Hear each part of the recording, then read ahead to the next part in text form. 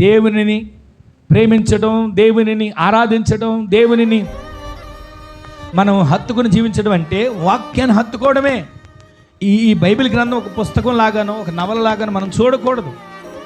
పరిశుద్ధాత్మ దేవుడు మనకు ఆయన ఆత్మ ద్వారా ప్రేరేపించి పలికిన ప్రతి ఒక్క మాటలు. అందుకే మనుష్యుడు రొట్టె వలన కాదు కానీ దేవుని నోట నుంచి ప్రతి మాట వలన నీవు నేను మనమందరము జీవించుదుముగాక. ఒక పూట తిండి దొరకకపోయినా పర్వాలేదండి, వాక్యాన్ని మనం విడిచిపెట్టకూడదు. ఒక పూట శ్రమ వచ్చినా పర్వాలేదండి, వాక్యాన్ని మనం విడిచిపెట్టకూడదు. వాక్యం విడిచిపెట్టడం అంటే దేవుని విడిచిపెట్టడమే. కొన్ని చోట్ల అన్నిటికీ సమయం ఉంటుంది. అంగులకి, ఆర్భాటాలకి, పాటలకి, ఆరాధనకి అన్నిటికీ సమయం ఉండదు. వాక్యానికి సమయం ఉండదు. అక్కడ సైగ చేస్తారు, అయ్యా 2 నిమిషాలు ముగిచ్చేయాలి త్వరగా అని చెప్తుంటారు. వాక్యం లేని చోట దేవుడు ఎక్కడ ఉంటాడు?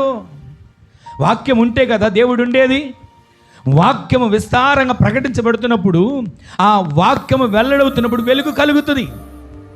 ఆ వాక్యమట శరీరంలోకి, కండరాలలోకి, మూలుగుల్లోకి, ఎముకల్లోకి చొచ్చుకుపోయి ఆ బలహీనదంతా, కుళ్ళంతటి తీసివేసి వాక్యము శుద్ధీకరిస్తుంది. అందుకే ఎఫెసీ పత్రిక కూడా వాక్యమనే ఉదక స్నానము చేత మీరు పరిశుద్ధపరచబడాలి.